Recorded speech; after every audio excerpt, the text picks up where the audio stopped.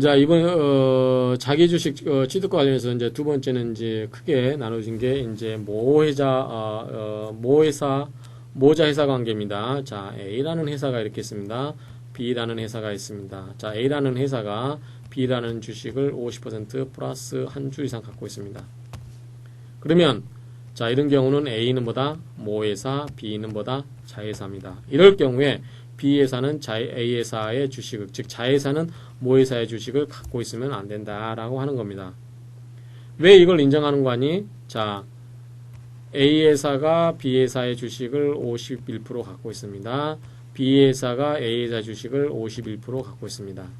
그러면 A회사는 B회사의 의사결정을 마음대로 좌지우지할 수 있고 B회사는 A회사의 의사결정을 마음대로 좌우할 수 있습니다.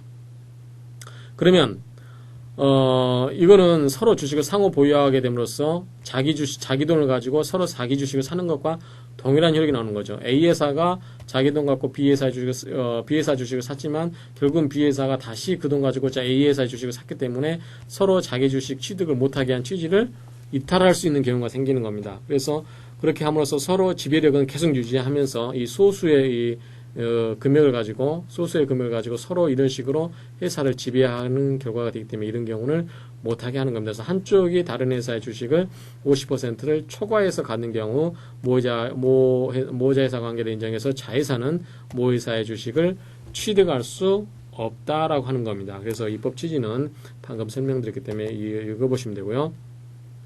이런 경우는 이제 직접 상호 보유만 규제를 하고 있는데요. 직접 이렇게 A회사가 B회사로 가는 경우만 규제를 하고 있고 간접 지배도 인정을 하고 있습니다. 근데 고리형 상호 보유에 대해서는 명문에 대해서 없기 때문에 학설이 대립하고 있습니다. 자, 이게 설명을 드리면 자, A회사가 B회사의 주식을 51% 갖고 있습니다. 그럼 B회사, 자회사는 모회사의 주식을 갖고 있을 수 없습니다. 이게 직접 지배고 간접 지배는 A회사가 모회사고 여기 이제 자회사죠. 그런데 자회사인데 이 자회사와 모회사가 합쳐가지고 C라는 회사의 주식을 51%를 갖고 있다. 이런 경우는 C라는 회사는 A회사, B회사, 즉 A회사, B회사 이런 경우에 주식을 가질 수 없다. 이렇게 봐야 되겠죠. 그 다음에 고리형 상호 보유는 A회사가 B회사의 주식을 갖고 있고 B회사는 다시 C회사의 주식을 갖고 있습니다. 그런 식으로 계속 C가 D, D가 E, E가 A 이렇게 순환고리를 이루었을 때 이런 거에 대해서는 학설은 대립이 되고 있다는 겁니다. 그 다음에 이제 이 금지 위반의 효력 만약에 A가 B 51% 갖고 있고 B가 10%를 갖고 있다. 이럴 경우에 이 회사 B가 자회사가 이 모회사의 주식을 갖고 있을 때 효력이 어떠냐 이거죠. 자, 취득행위에 대한 사법상의 효력은 유효설, 상대적 무효설, 절대적 무효설. 자, 이때는 절대적으로 무효다 이거죠. 다수는 무효설입니다. 금지 규정을 위반한 이사 등의 책임 이런 경우는 회사 또는 제3자에 대해서 손해배상을 책임을 지고 또는 일정한 경우 벌금형을 받을 수 있다. 예외는 주식의 포괄적 교환. 이건 뭐냐면 서로 주식을 주고받고 하는 겁니다. 이전, 회사의 합병. A회사와 B회사가 주식을 합병을 해서 C로 가는 경우 이런 경우 주식을 서로 가질 수 있는 거죠. 그 다음에 또는 A회사가 B라는 주식을 전부 다 가져와서 합병해버리는 경우 그러면 당연히 가질 수 있겠죠. 타회사의 영업의 전부 양수, 권리의 실행 목적 달성을 위해서는 주식의 무상취득을 인정하고 모회사의 전환사채, 신주인수권부 사채를 취득하는 것도 금지되지 아니하나 다만 이 경우에는 자회사는 전환권이나 신주인수권을 행사할 수 없다 그 말입니다. 무슨 소리냐면 자, A라는 회사가 모회사고 B라는 회사가 자회사인데 자, 주식을 갖고 있는 건 아닌데 나중에 전환권을 행사하게 되면 그러니까 현재 이게 모회사 이렇게 해서 이제 모회사가 됐고 자회사가 있는 상태에서 이 B 자회사가 A회사의 주식을 가질 수 없다고 그랬죠. 그런데 이걸 어떻게 갔냐면 전환 사채 그 다음에 신주 인수권부 사채 여러분들 아직 이거 안 배워서 좀 헷갈릴 수 있는데 좀 어려울 수 있는데 전환 사채는 뭐냐면 사채인데 사채라고 하는 것은 타인 자본으로서 나중에 이자를 지급하지만 나중에 뭘로 바꿀 수 있는 거죠? 나중에 주식으로 바꿀 수 있는 거죠. 그러니까 주식으로 바꿀 수 있는 건데 신주인수권 모두 사채도 마찬가지로 사친사채인데 나중에 신주인수권을 발행할 수 있는 겁니다. 그래서 나중에 이런 걸 권리를 행사하게 되면 이게 전부 뭐가 됩니까? 이게 나중에 주식으로 바뀝니다. 사채인데 현재는 사채인데 나중에 권리를 행사하게 되면 주식으로 바뀌는 거죠. 그래서 이게 주식으로 바뀌어버리면 안 되죠. 그래서 이런 경우는 전환사채건 신주인수권 사채인 거는 간에 이거는 뭐다? 권리를 행사해서는 아니 된다라고 하는 취지입니다.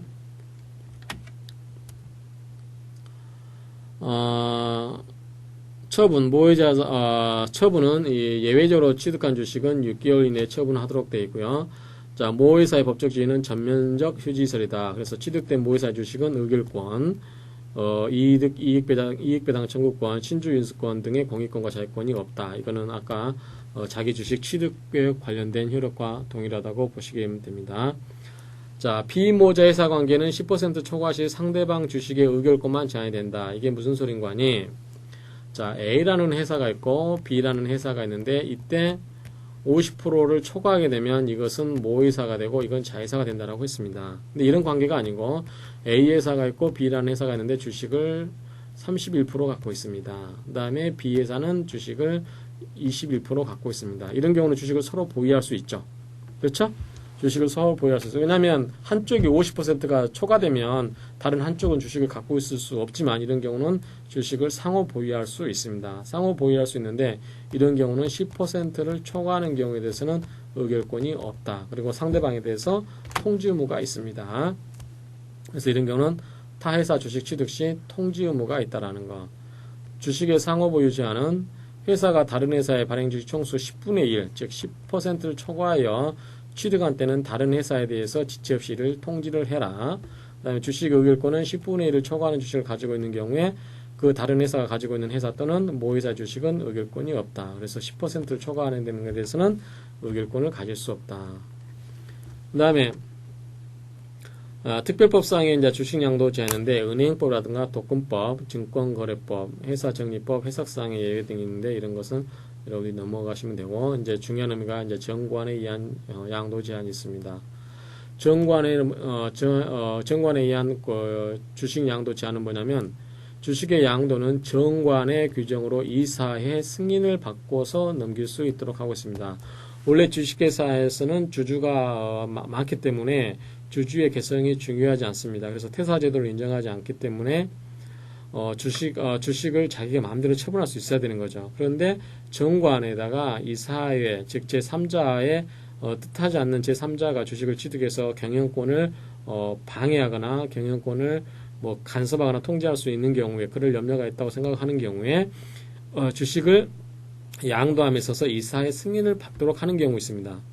그러면 이사의 승인을 받도록 하고 있는 경우에 그러면 주주는 주식 양도함에 있어서 굉장히 어떻게 됩니까? 권리가 제한되는 거죠. 그래서 그러한 경우에 이 주식 정관에 의해서 경영의 어떤 편의를 위해서 주식 양도를 제한할 수 있지만 아울러서 주식 양도를 제한당하는 주주의 권리 보호 방안이 마련이 돼야 되겠죠. 그래서 그런 것 관련해서 이제 주식 정관에 의한 주식 양도 제한의 경우에 그러한 주식 양도 제한을 당하는 주주를 어떻게 보호할 것인가에 관한 부분이 이런 부분입니다. 자, 먼저 보시면 정관의 규정이 있어야 됩니다. 그래서 정관의 규정이 없이 근거 규정 없이 주총의 결의라든가 이사의 결의만으로는 제한할 수 없다. 그래서 정관의 규정이 있고 이사의 승인이 있어야 되고 공시는 주식 청약서라든가 주권에 기재하고 등기가 돼 있어야 됩니다. 자, 비상장회사의 경우에는 정관에 의한 제한이 가능하지만 상장회사의 경우는 그런 제한이 없다라고 봐야 되겠죠. 자, 승인 없는 양도의 효력. 자, A라는 회사가 있고 양수인 B가 있습니다. B가 C한테 넘겼습니다. 자, 정관에 규정이 돼 있고 제한하지 말아라, 양도하지 말아라 라고 돼 있고 양도하는 경우는 A 회사의 이사의 승인을 받으라고 해놨는데 B가 승인을 받지 않고 C한테 넘겨줬습니다. 이러한 경우의 효력이죠. 이거는 마찬가지로 상대적 효력이다. 자, 회사에 대해서는 대항할 수 없지만 당사자 간에는 의무관계가 있다라고 하는 거죠. 그 다음에 회사가 나중에 승인하는 것도 효력이 없다. 아까하고 동일한 거죠. 그 다음에 이런 경우는 주로 이제 매매라든가 증여 등에서 이런 경우는 되는 거지만 상속 합병과 같은 포괄승계의 경우에는 적용이 안 되고 입질 양도 담보의 경우도 제한이 안 됩니다. 이런 것은 이제 그 권리담보 때문에 성격상 그렇고요.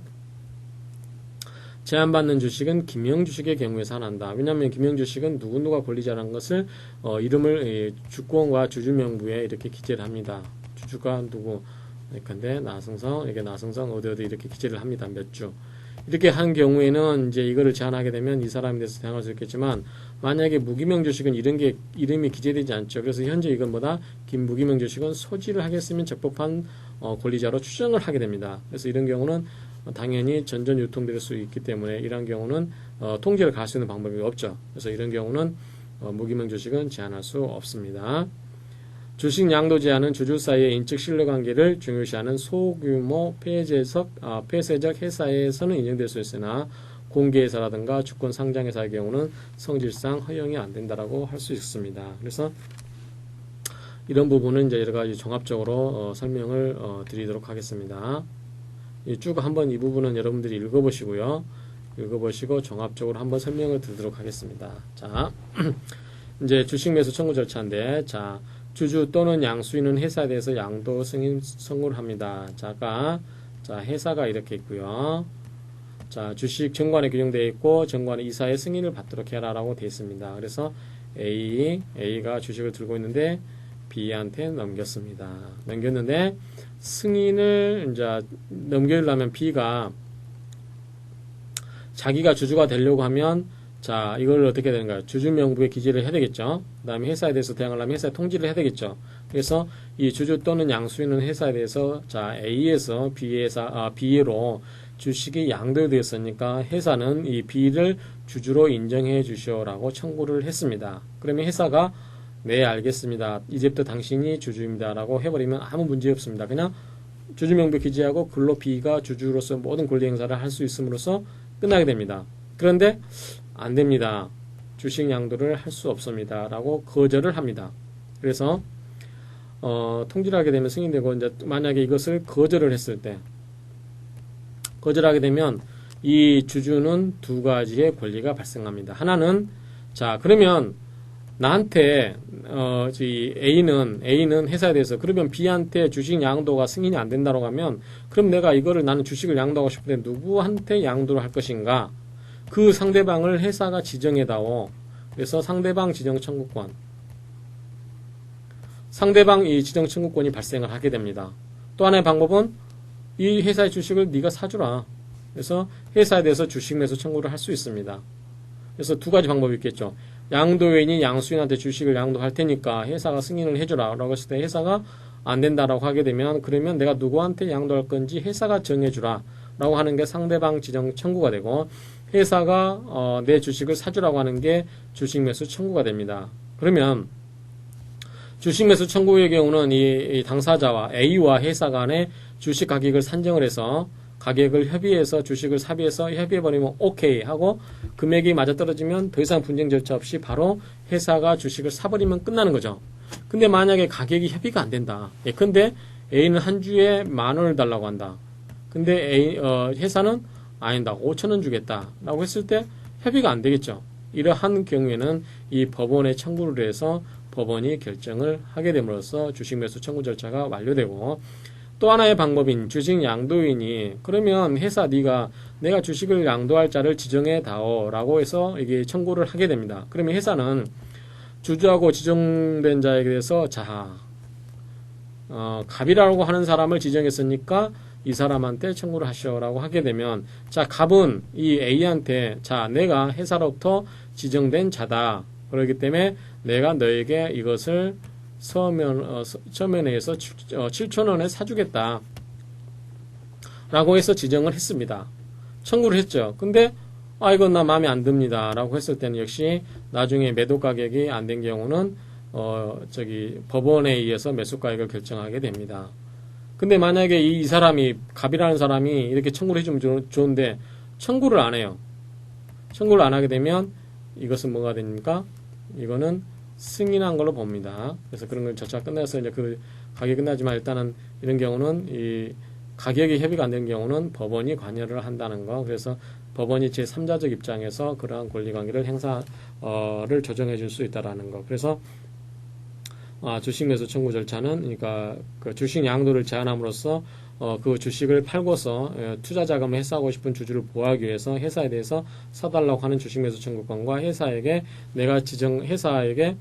내가 양도할 수 있는 상대방을 지정해달라고 청구할 수 있는 상대방 지정 청구권이 발생한다는 거. 그 절차는 여러분들이 이러이러한 절차가 있다는 거 이해하시면 됩니다. 그러면 이제 주식 양도 방법에 대해서 보겠는데, 아까 주권 발행 전의 양도에 대해서는 주식의 양도 전에서는 원칙적으로는 허용이 되는데, 자, 법률상 제한되는 건 아까 말한 건 뭐다? 회사가 성립 전이라든가 신주 발행 효력 발생 전 이런 경우는 뭐라고 했죠? 권리주. 그 다음에 주권 효력이 발생되거나 회사가 성립된 후 신주를 발행하기 전, 이거 뭐냐면 주권 발행 전. 그 다음에 상호주 이런 경우는 양도가 제한이 된다고 했습니다. 그 다음에 정관상의 제한은 방금 설명드린 것처럼 이른바 폐쇄회사의 인적 결합을 중시해서 인정이 된다라고 했습니다. 그래서 원칙적으로 주식 양도가 자유스럽지만 제한되는 경우는 이러한 경우, 상호주라는 거 아까 하는 경우보다 모자회사 관계 이런 경우는 주식을 소유할 수 없기 때문에 결국 양도가 안 되는 거죠. 그 다음에 비모자회사 관계, 즉 10% 이상을 갖는 경우에 그런 경우에 해당된다고 할 수 있겠죠. 그러면 이제 하나씩 살펴보면 주식 발행 전의 주권 양도는 어떻게 하느냐? 자, 이거는 주권 발행 전의 주식 양도는 그러한 것으로부터 회사가 성립이 있고 나서 또는 신주 발행의 효력 발생이 지나고 나서 6개월 이내에서만 효력이 있다고 그랬습니다. 6개월 이내. 6개월 이내만 제한을 할 수 있지 6개월 지나서까지 무한정 회사의 편의를 위해서 제한할 수 없도록 할 수는 없다라고 했죠. 그래서 6개월이 지나면 당연히 이 사람들이 권리를 행사할 수 있지만 6개월 전에는 회사가 권리를 제한할 수 있다고 했습니다. 그래서 이런 경우 보면 6개월 경과전 양도의 효력은 상대적 무효라고 했습니다. 상대적 무효라고 하는 것은 회사에 대해서는 대항할 수 없지만 당사자 사이에서는 효력이 보다 유효하다. 회사에 대해서는 무효라고 하지만 당사자 사이에서는 유효하는 것. 이것이 뭐다? 상대적 무효다. 6개월이 지난 후에는 이것을 하자가 치유가 되기 때문에 이런 경우는 치유된다고 보는 게 맞습니다. 그 다음에 6개월 경과 후에 양도는 유효하게 성립이 됩니다. 그래서 이런 경우는 투하자본의 회수 불가 및 양도인의 주권 탈환을 방지를 하고 있습니다. 방법은 일반 지명채권 양도 방법에 의해서 양도를 하겠죠. 그 다음에 입증책임은 주권 점유에 의한 추정력이 없으므로 양수인이 입증책임을 부담하게 됩니다. 그래서 이제 회사가 무슨 소리냐면 회사에 대해서 자기가 주식 양수인이 자기가 현재 적법한 주주다라는 것을 양수인이 입증 책임을 하라는 거죠. 예컨대 매매계약서, 양도인으로부터 내가 매매계약에 의해서 주식을 양도받았다. 그래서 내가 권리자라고 주장을 해서 그걸 이제 회사에 대해서 대항하기 위해서는 뭐 명의개설을 한다든지 그러한 절차를 거쳐야 되겠죠. 그래서 이번 시간에는 이제 주식과 관련된 제 등에서 이제 주식 취득, 특히 자기 주식 취득이 원칙적으로 안 된다고 했다. 왜 안 된다고 그랬죠? 자본 충실의 원칙에 어긋나기 때문에 안 된다라고 했습니다. 그런데 예외가 있다. 예외가 있는데 그게 뭐다? 341조에 6가지 규정하고 있는데 첫 번째가 자기 주식을 소각하기 위한 때, 그 다음에 권리 행사를 실행하기 위해서 뭐 단주체를 하기 위해서 주식 매수 청구권 행사가 있을 때 주식 스톡옵션, 주식 예입 선택권이라든가 이런 선택권 이런 스톡옵션 행사하기 위해서는 이러한 게 인정이 된다. 소각의 경우는 언제 6개월 이내 6개월이 아니라 즉시 소각을 해라. 이런 경우는 6개월 이내에 처분을 해라 이렇게 되어 있습니다. 이렇게 되어 있는데 이러한 자기 주식을 취득을 할 수가 있고 그 다음에 이제 법의 규정에 있는 게 있고 나머지는 이 정관의 규정에 의해서 하고 있는데 정관의 규정의 경우에는 정관의 주식 양도를 제한할 수 있고 이사의 승인을 받도록 하고 있는데 이거는 소규모 회사에서 인적 폐쇄성을 강조하기 위해서 그렇다.